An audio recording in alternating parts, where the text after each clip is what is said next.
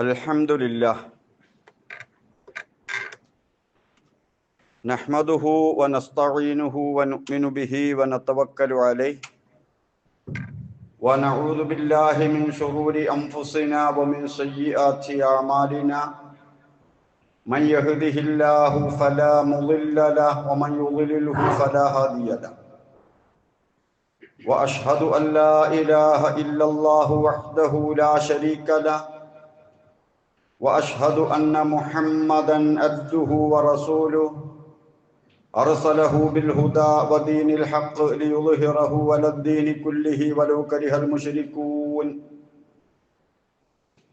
اللهم صل على محمد وعلى آل محمد كما صليت على إبراهيم وعلى آل إبراهيم إنك حميد مجيد اللهم بارك على محمد وعلى آل محمد كما باركت على إبراهيم وعلى آل إبراهيم إنك حميد مجيد أما بعد ألا إن خير الكلام كلام الله وخير الهدي هدي محمد صلى الله عليه وسلم وشر الأمور محدثاتها وكل محدثة بدعة وكل بدعة ضلالة وكل ضلالة في النار أعوذ بالله من الشيطان الرجيم بسم الله الرحمن الرحيم يا أيها الذين آمنوا اتقوا الله حق تقاته ولا تموتن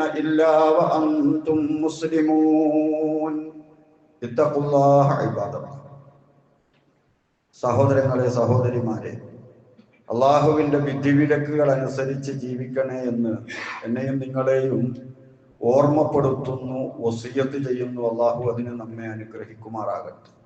ഈ വസിയ്യത്ത് നമ്മൾ കേൾക്കാൻ തുടങ്ങിയിട്ട് വർഷങ്ങളേറെയായി. അള്ളാഹുവിൻ്റെ വിധിവിലക്കുകൾ അനുസരിച്ച് ജീവിക്കണേ എന്ന് പറയാത്ത പള്ളികളില്ല, അത് കേൾക്കാത്ത മുസ്ലിങ്ങളില്ല.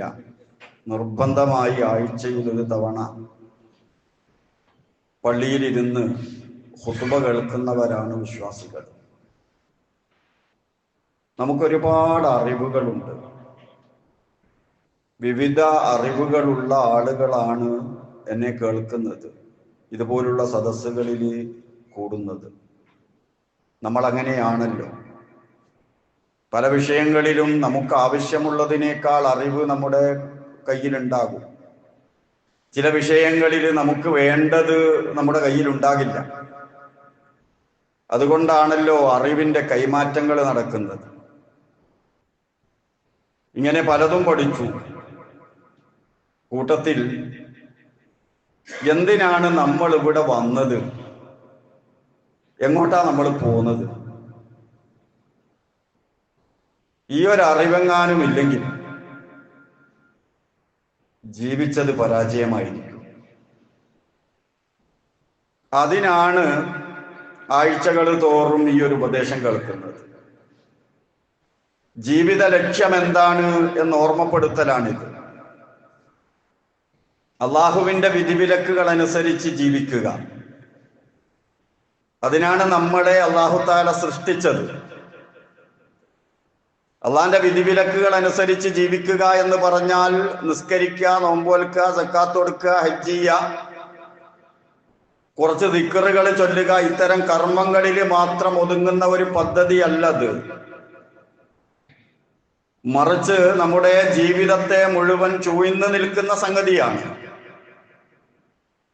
ഒരു മനുഷ്യന്റെ മുആമലാത്ത്, ഇടപഴക്കങ്ങള്, അത് ഇബാദത്തിന് ഷർത്താണ്.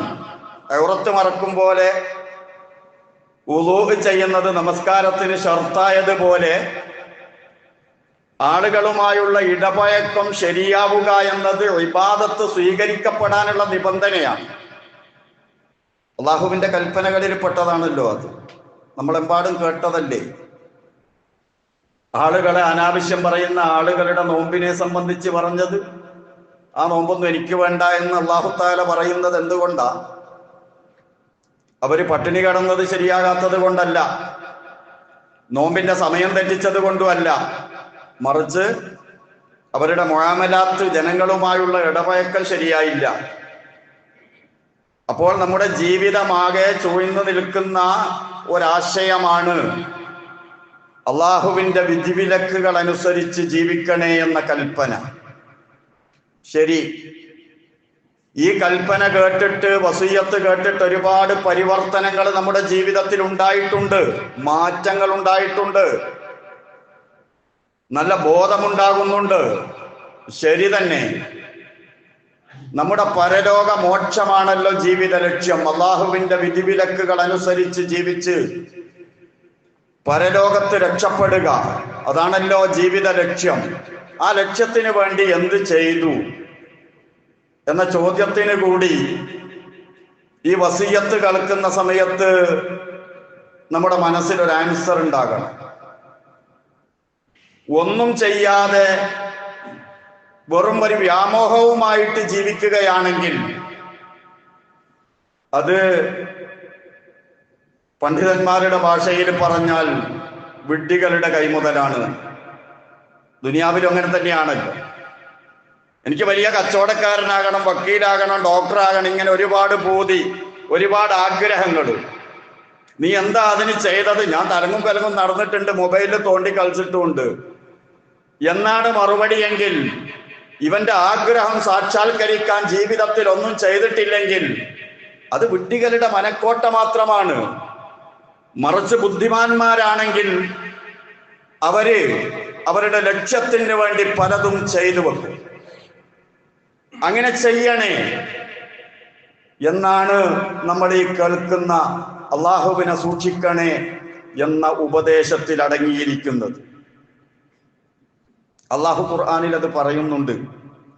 വമൻ അറാദൽ ആഖിറ വസഅ ലഹാ സഅയഹ. ഒരാൾക്ക് ആഖിറത്തിൽ വിജയം വേണമെന്നൊരാഗ്രഹം, വസഅ ലഹാ സഅയഹ, എന്നിട്ട് അതിന്റെ പണിയെടുത്തു, അതതിനെ ചേർത്ത് പറയുകയാണ് അള്ളാഹു. വഹുവ മുഅ്മിനുൻ, അവൻ ഈമാനുണ്ട്, അള്ളാഹു ഉണ്ട്, ആഖിറമുണ്ട് എന്ന വിശ്വാസമുണ്ട്. ആ വിശ്വാസം അനുസരിച്ച് ആഖിറത്തിന് വേണ്ടി പണിയെടുത്താൽ ഫഉലൈക കാന സഅയുഹും മഷ്കൂറ, അവരുടെ പ്രവർത്തനങ്ങൾ പ്രതിഫലാർഹമാണ്. ഒരിക്കൽ കൂലി കിട്ടുക, അവർക്കാണ് ആഖിറത്തിൽ വിജയം കിട്ടുക. എന്ത്? ഈമാനോടുകൂടി അതിനു വേണ്ടിയുള്ള പരിശ്രമവും കൂടി ഉണ്ടെങ്കിൽ.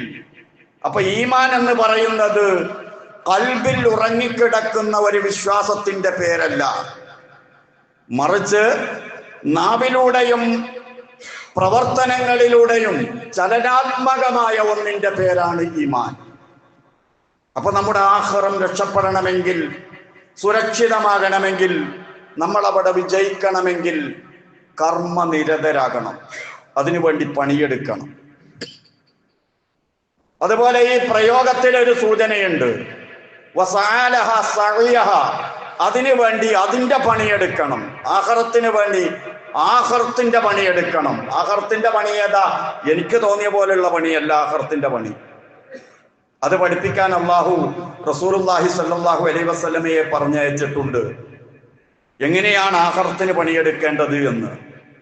അല്ലാതെ എനിക്ക് തോന്നിയതുപോലെ എന്തൊക്കെയോ ചെയ്തിട്ട് ഞാൻ ആഖിറത്തിൽ അങ്ങ് രക്ഷപ്പെടും എന്നതാണ് ഇസ്ലാമിക തത്വമെങ്കിൽ ഇവിടെ മുസ്ലിം വിഭാഗത്തിലുള്ള എല്ലാ വിഭാഗം ആളുകളും നേരെ അങ്ങ് സ്വർഗത്തിലേക്ക് പോകും. ആരെയൊക്കെ ശിർക്കും ഉണ്ടാവൂല, ബിദ്അത്തും ഉണ്ടാവൂല, ഒന്നും ഉണ്ടാവൂല. അതല്ല ദീന്.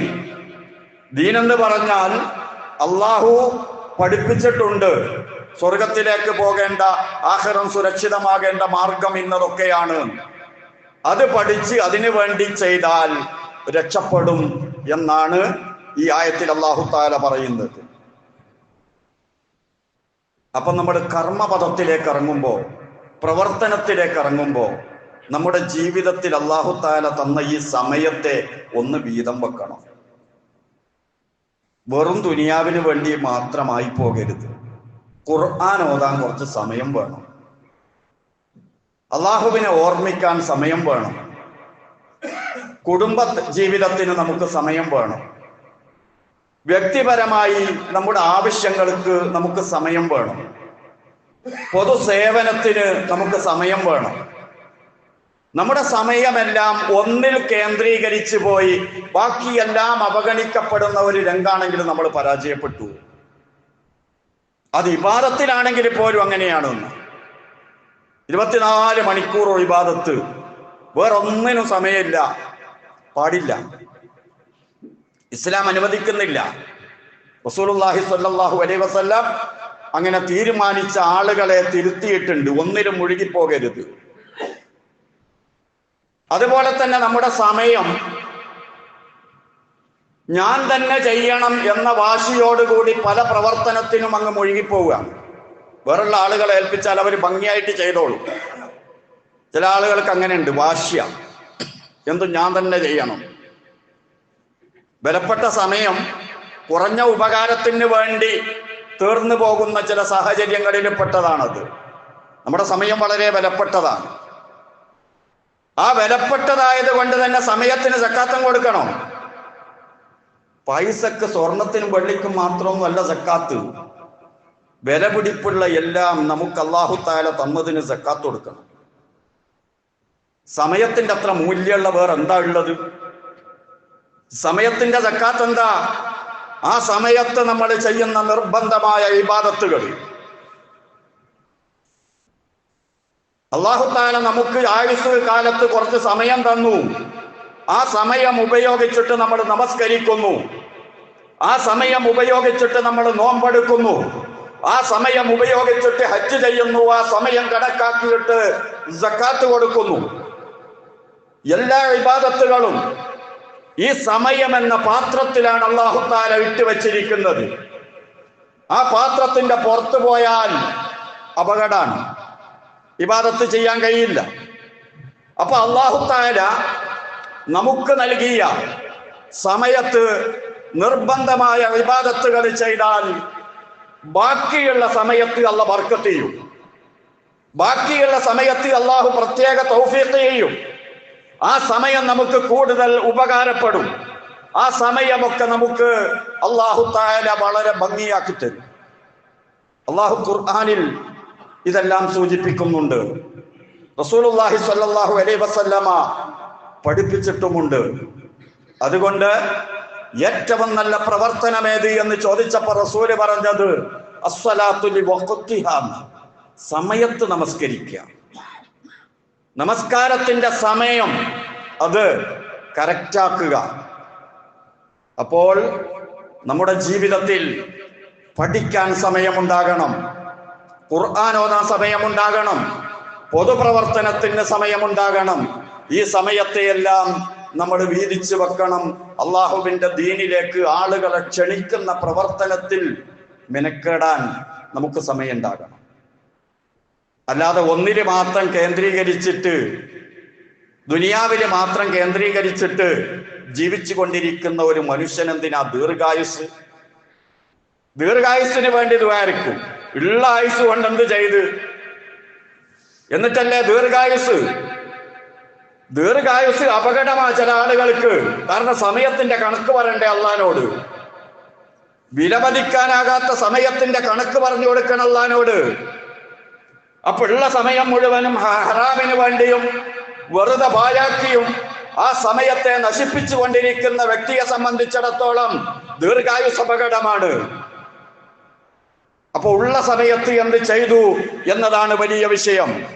വലിയ വലിയ ചില സ്ഥാപനങ്ങളുണ്ട്, കുറച്ച് സമയം മാത്രം പ്രവർത്തിക്കുന്നത്, വലിയ ലാഭ. വേറെ ചില സ്ഥാപനങ്ങൾ കാണാം 24 മണിക്കൂറും തുറന്നിട്ടുണ്ടാകും, പക്ഷേ വലിയ ലാഭമൊന്നും ഉണ്ടാവൂല. അപ്പൊ സമയമല്ല പ്രസക്തി, മറിച്ച് ആ സമയത്ത് എന്താ ചെയ്യുന്നത്. ലോകം ഒന്നടങ്കം വാഴ്ത്തിക്കൊണ്ടിരിക്കുന്ന ഇമാം ഷാഫി റഹ്മത്തുള്ളാഹി അലൈഹി 54 വയസ്സിലാണ് മരണപ്പെട്ടത്. രണ്ടാം ഷാഫി എന്നറിയപ്പെടുന്ന ഇമാം നവവി, അദ്ദേഹത്തിന്റെ ഗ്രന്ഥങ്ങൾ പരിശോധിക്കാത്ത പണ്ഡിതന്മാരുണ്ടോ? ഏത് മേഖലയിലും ഒരുപാട് സംഭാവനകൾ ചെയ്ത ആ മഹാനുഭാവൻ 45 വയസ്സ് വരെയാ ജീവിച്ചത്. ചില പണ്ഡിതന്മാർ എഴുതി വെച്ച കിതാബുകളുടെ പേജെണ്ണങ്ങൾ പരിശോധിച്ചാൽ അവർക്ക് ഈ ദുനിയാവിൽ ജീവിക്കാൻ കിട്ടിയ ദിവസങ്ങൾക്ക് അത് വീതം വെച്ച ഓരോ ദിവസത്തേക്ക് 90 പേജ് അതുപോലും കണക്കാക്കപ്പെട്ടിട്ടുണ്ട്. എങ്ങനെയാണ് എഴുതിയത്? അല്ലാഹു ആലം. അള്ളാഹുവിന്റെ പ്രത്യേക തൗഫീഖ്. അവിടെ ജീവിച്ച് മരണപ്പെട്ടു പോയി, പക്ഷെ ഇവിടെ അവശേഷിപ്പിച്ചു അവർ പലതും. ജീവിച്ചത് എന്തിനാണ് എന്ന് ചോദിച്ചാൽ അവർക്ക് മറുപടി ഉണ്ടായിരുന്നു. ഞങ്ങൾ ഇന്നത് ഇവിടെ ഉപേക്ഷിച്ചു പോയി എന്ന്. ആഖിറത്തിൽ കൂട്ടരെ, നമുക്കുണ്ടല്ലോ ഒരു ജീവിതം, നമുക്കുണ്ടല്ലോ ഒരു വിചാരണ. ആ വിചാരണയിൽ റബ്ബ് ചോദിച്ചു, നീ എന്താ ചെയ്തത്? കാലെടുത്ത് വെക്കാൻ സമ്മതിക്കൂല എന്നല്ലേ റസൂല് പറഞ്ഞത്? നിന്റെ ആയുസ്സിനെ സംബന്ധിച്ച് ചോദിക്കപ്പെടുന്നത് വരെ. അപ്പൊ മറുപടി പറയണ്ടേ? എന്താ മറുപടി? ഞാൻ കുറെ ഭക്ഷണം കഴിച്ചിട്ടുണ്ട്, ഞാൻ കുറെ വെള്ളം കുടിച്ചിട്ടുണ്ട്, ടോയ്ലറ്റിൽ പോയിട്ടുണ്ട്, ഞാൻ കുറെ ഉറങ്ങിയിട്ടുണ്ട്, കുറച്ച് പണിയെടുത്ത് പൈസ ഉണ്ടാക്കിയിട്ടുണ്ട്, പിന്നാലെ നടന്നപ്പോ കുറച്ച് സംഭാവന കൊടുത്തിട്ടുണ്ട്. ഇതാ പറയാ? എന്താണ് ഈ ആയുസ്സിനെ സംബന്ധിച്ച് അള്ളാഹിനോട് മറുപടി പറയാ? എന്ത് കണക്കാക്കിയിട്ടാണ് നമ്മളിവിടെ ജീവിക്കുന്നത്? അതുകൊണ്ട് ഈ ആയുസ് എന്ന മഹത്തായ അനുഗ്രഹം, ആയുസ് എന്ന് പറഞ്ഞാൽ നമ്മുടെ സമയം, നമുക്ക് ജീവിക്കാൻ തന്ന സമയം, ആ സമയം എങ്ങനെയാണ് നമ്മൾ വീതം വെക്കുന്നത് എന്ന് ആലോചിക്കണം. മഹാനായ റസൂലുള്ളാഹി സ്വല്ലല്ലാഹു അലൈഹി വസല്ലം ഈ വിഷയത്തിൽ വളരെയേറെ കണിശത പുലർത്തിയിരുന്നു.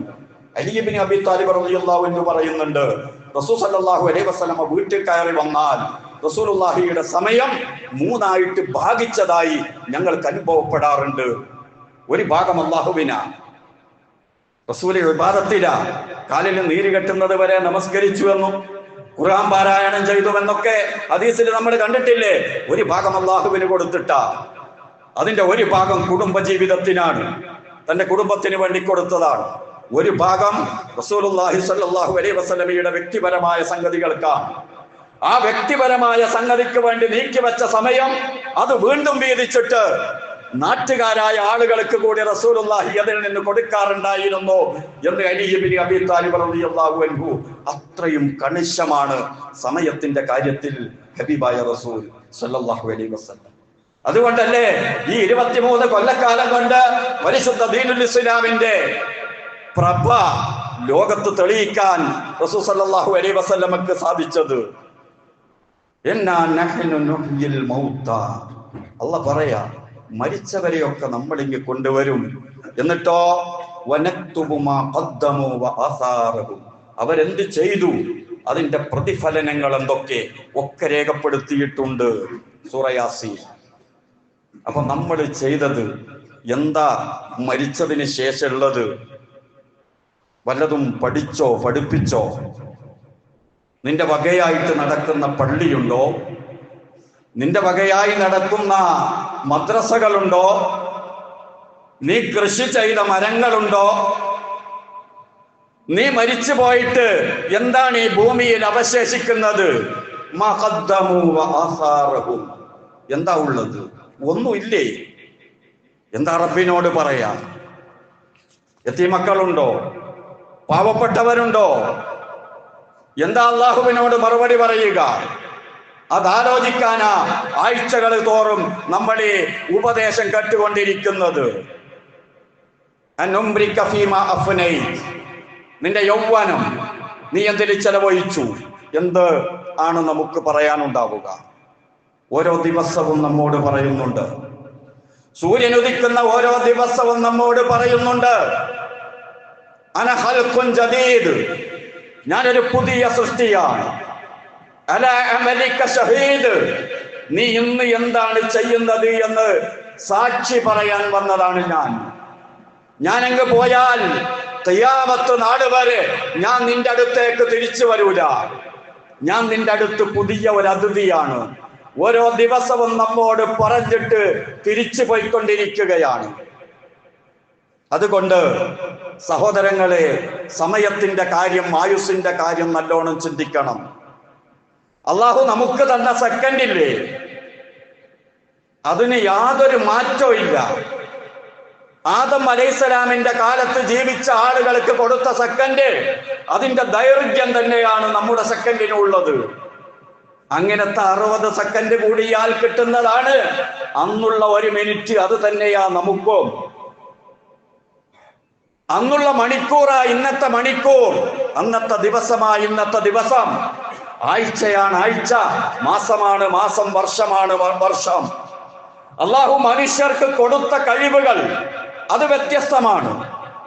പല രൂപത്തിലും ആളുകളെ സൃഷ്ടിച്ചിട്ടുണ്ട്, വ്യത്യസ്തമായ കഴിവുകൾ കൊടുത്തിട്ടുണ്ട്. പക്ഷെ സമയം ഒരുപോലെയാ കൊടുത്തത്. മുതലാളിക്കും തൊഴിലാളിക്കും ഒരുപോലെയാ, രാജാവിനും പ്രജക്കും ഒരുപോലെയാ. പിന്നെ എവിടെയാ വ്യത്യാസം? ഈ സമയം ഉപയോഗപ്പെടുത്തിയതിലാണ് വ്യത്യാസം. അത് പൂർണ്ണമായി അള്ളാഹുവിന്റെ തൃപ്തിക്ക് ഉപയോഗിച്ചവർ വിജയിച്ചു. പൂർണ്ണമായി ഉപയോഗിക്കുന്നില്ലെങ്കിൽ അതിന്റെ ഭൂരിഭാഗമെങ്കിലും, അതിനും കഴിഞ്ഞില്ലെങ്കിൽ കുറച്ചെങ്കിലും, ഒന്നുമില്ലെങ്കിൽ പിന്നെന്താ ജീവിതം? പിന്നെന്തിനാണ് ആയുസ്? തീരെയില്ലെങ്കിൽ പിന്നെന്താ? ഇതാലോചിക്കാൻ റമദാൻ എടുത്തു വരുമ്പോ, നമ്മുടെ വാർദ്ധക്യത്തിലേക്ക് നാം പോകുമ്പോ ഇതാലോചിക്കേണ്ട സമയമാണ്, കൂടുതൽ ആലോചിക്കേണ്ട സമയമാണ്. നമ്മൾ എല്ലാ ദിവസവും വീട്ടിൽ നിന്ന് ഇറങ്ങിയിട്ട് പോകുന്നു, വീട്ടിലേക്ക് തന്നെ തിരിച്ചു വരുന്നു.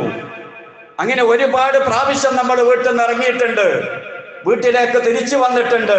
ഒരു ദിവസം വീട്ടിൽ നിന്ന് ഇറങ്ങും, പിന്നെ പള്ളിക്കാട്ടിലേക്കാ പോക്ക്.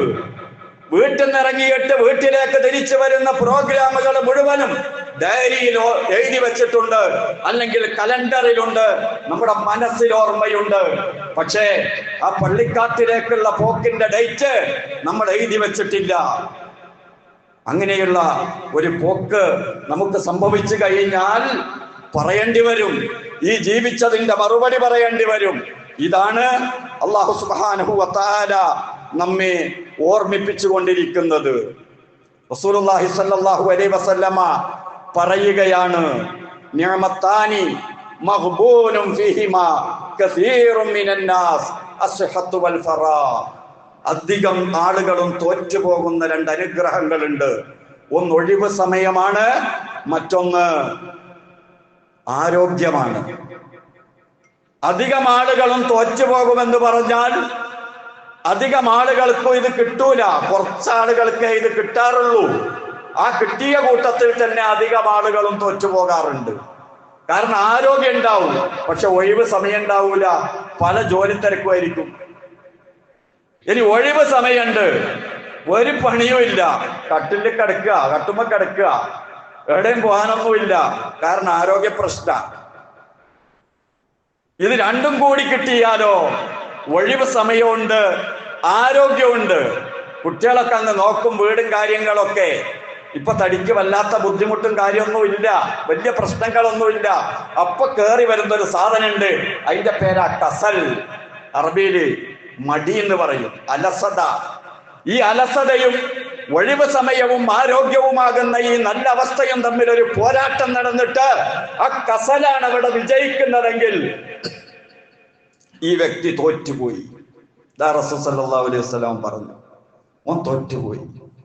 വിലമതിക്കാനാകാത്ത വലിയ വിലക്കുള്ള സാധനം കയ്യിലുണ്ടായിരുന്നിട്ട് തീരാ നഷ്ടത്തിലായ മനുഷ്യനെ പറ്റിയല്ലേ നമ്മൾ തോറ്റുപോയവൻ എന്ന് പറയുക.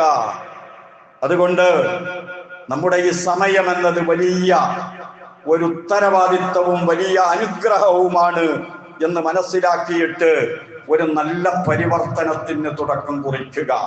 അതിനുവേണ്ടിയാ അള്ളാഹുവിന്റെ വിധിവിലക്കുകൾ അനുസരിച്ച് ജീവിക്കണേ എന്ന ഉപദേശം വീണ്ടും വീണ്ടും നമ്മൾ കേട്ടുകൊണ്ടിരിക്കുന്നത്. അള്ളാഹു അതിന് തൗഫീഖ് നൽകുമാറാകട്ടെ. അഖൂലു ഖൗലി ഹാദാ വഅസ്തഗ്ഫിറുല്ലാഹൽ അദീമ ലി വലക്കും വഅസ്തഗ്ഫിഹി അന്നി വഅൻകും വഅൻ ജമീഇൽ മുസ്ലിമീന വൽ മുഅ്മിനീന അജ്മഈന ഫസ്തഗ്ഫിറൂ ഇന്നഹു ഹുവൽ ഗഫൂറുർ റഹീം.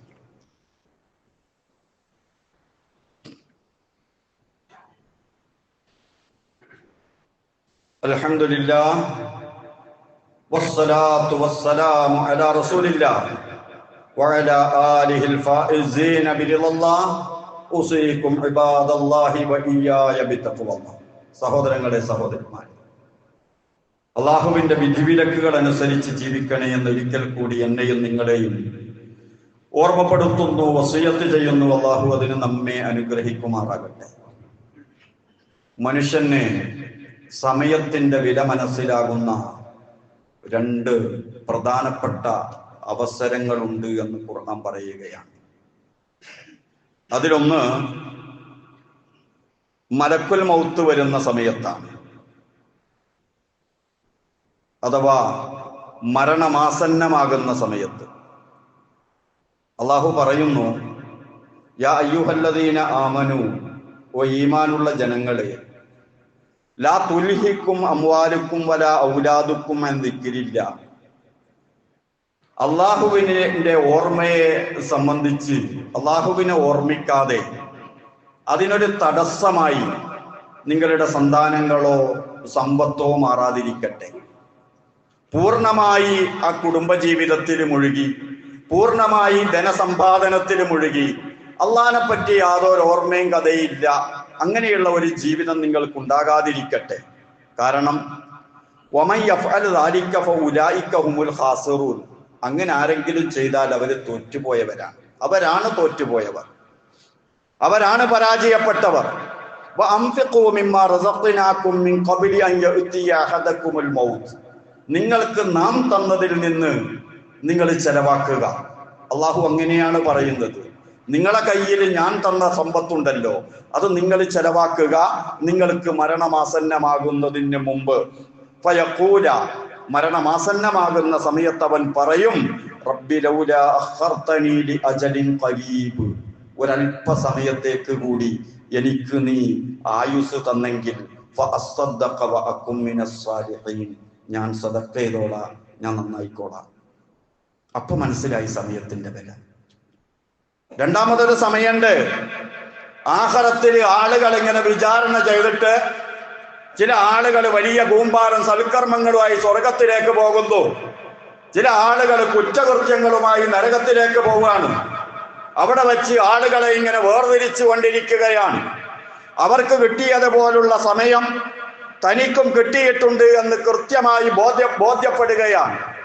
ആ ഒരു സമയത്ത് നാളെ മഹ്ശറയിൽ വെച്ച് നരകത്തിലേക്ക് പോകുന്ന ആളുകൾക്ക് ഉണ്ടാകുന്ന കുറ്റബോധവും അവരുടെ ഒരാഗ്രഹ പ്രകടനവും അല്ലാഹു അവതരിപ്പിക്കുകയാണ്. വല്ലദീന കഫറൂ ലഹും നാറു ജഹന്നം, അവിശ്വാസികളായ ആളുകൾക്ക് നരകമുണ്ട്. ലാ യുഖ്ളാ അലൈഹിം ഫയമൂതു, അവർക്ക് മരണം വിധിക്കപ്പെടുകയില്ല, എങ്ങനെയെങ്കിൽ അവർ മരിച്ചു പോയേനെ. വലാ യുഖഫഫു അൻഹും മിൻ അദാബിഹാ, ആ നരകത്തിന്റെ ശിക്ഷയിൽ യാതൊരു ഇളവും അവർക്ക് നൽകപ്പെടുകയില്ല. കദാലിക നജ്സി കുല്ല കഫൂർ, അങ്ങനെയാണ് മുഴുവൻ സത്യനിഷേധികൾക്കും നന്ദിയില്ലാത്തവർക്കും നമ്മൾ ശിക്ഷ കൊടുക്കുക.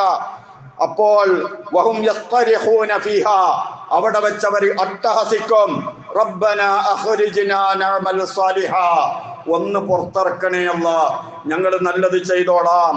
ഗൈറല്ലദീ കുന്നാ നഅമൽ, ഭൂമിയിൽ വെച്ച് ഞങ്ങൾ ചെയ്തതല്ലാത്ത സൽക്കർമ്മങ്ങൾ ഞങ്ങൾ ചെയ്തോളാം. അവരോട് അല്ലാഹു തആല പറയുന്ന ഒരു മറുപടി കൂടി ചേർത്തുകൊണ്ടാണ് ആയത്ത് അല്ലാഹു അവസാനിപ്പിക്കുന്നത്. അല്ലാഹു പറയും, അവലൻ നുഅമ്മിറുക്കും, നിങ്ങൾക്ക് ഞാൻ ആയുസ് തന്നില്ലേ. ഒരു ചിന്തിക്കുന്ന മനുഷ്യന് ചിന്തിച്ച് കാര്യം മനസ്സിലാക്കി പരിവർത്തനപ്പെടാൻ പറ്റുന്ന അത്ര കാലം നിങ്ങൾക്ക് ആയുസ് തന്നില്ലേ. ഇതെല്ലാം പറഞ്ഞു തരുന്ന ആളുകൾ നിങ്ങളുടെ അടുത്ത് വരികയും ചെയ്തില്ലേ. ഒക്കെ അവഗണിച്ചിട്ട് അവസാനം ഇവിടെ എത്തിയിട്ടാണോ നിങ്ങൾ പറയുന്നത് നിങ്ങളെപ്പോലുള്ള അക്രമികൾക്ക് ഒരു സഹായം ഉണ്ടാവൂല, കിട്ടിയ ശിക്ഷ അനുഭവിച്ചോളീൻ എന്നാണ് അള്ളാന്റെ മറുപടി. അള്ളാഹു താല കാത്ത് രക്ഷിക്കുമാറാകട്ടെ. നമുക്ക് അള്ളാഹു താല നൽകിയ സമയം അള്ളാഹുവിന്റെ പൊരുത്തത്തിന് ഉപയോഗപ്പെടുത്താൻ അള്ളാഹു നമ്മെ അനുഗ്രഹിക്കുമാറാകട്ടെ. അള്ളാഹുവെ, നിന്നെ വിശ്വസിക്കേണ്ടത് പോലെ വിശ്വസിച്ച് നിന്റെ തൃപ്തി അനുസരിച്ച് ജീവിക്കുന്ന മുഅ്മിനീങ്ങളിൽ ഉൾപ്പെടുത്തി അനുഗ്രഹിക്കണേ റഹ്മാനെ. അല്ലാഹുവേ, സമയത്തിന്റെ വില മനസ്സിലാക്കി പ്രവർത്തിക്കാൻ തൗഫീഖ് നൽകണേ റഹ്മാനെ. അല്ലാഹുവേ, സ്വർഗത്തിൽ ഒരുമിച്ച് കൂട്ടി അനുഗ്രഹിക്കണേ റഹ്മാനെ. ഞങ്ങളുടെ കൂട്ടത്തിൽ നിന്ന് ബന്ധുക്കളിൽ നിന്ന് പലരും മരണപ്പെട്ടു പോയി. ഞങ്ങളെയും അവരെയും നീ സ്വർഗത്തിന്റെ അഹിലുകാരിൽ ഉൾപ്പെടുത്തണേ റഹ്മാനെ. ഖബറിന്റെ ഫിത്നകളിൽ നിന്ന്, ശിക്ഷയിൽ നിന്നെല്ലാം കാത്തു രക്ഷിക്കണേ റഹ്മാനെ. രോഗം കൊണ്ട് പ്രയാസപ്പെടുന്നവരുണ്ട്, വാർദ്ധക്യ സഹജമായ രോഗത്തിൽ കിടക്കുന്ന മാതാപിതാക്കളും കുടുംബാംഗങ്ങളും സുഹൃത്തുക്കളുമുണ്ട്. അള്ളാഹുവേ ആരോഗ്യത്തോടു കൂടിയുള്ള ദീർഘായുസ് നൽകണേ റഹ്മാനെ. അള്ളാഹുവേ അഅ്മാലുകൾ ചെയ്യുന്ന ദീർഘായുസ് നൽകണേ റഹ്മാനെ. اللهم اغفر للمؤمنين والمؤمنات والمسلمين والمسلمات الأحياء منهم والأموات. ربنا آتنا في الدنيا حسنة وفي الآخرة حسنة وقنا عذاب النار. ربنا تقبل منا إنك أنت السميع العليم وتب علينا إنك أنت التواب الرحيم. آمين برحمتك يا أرحم الراحمين.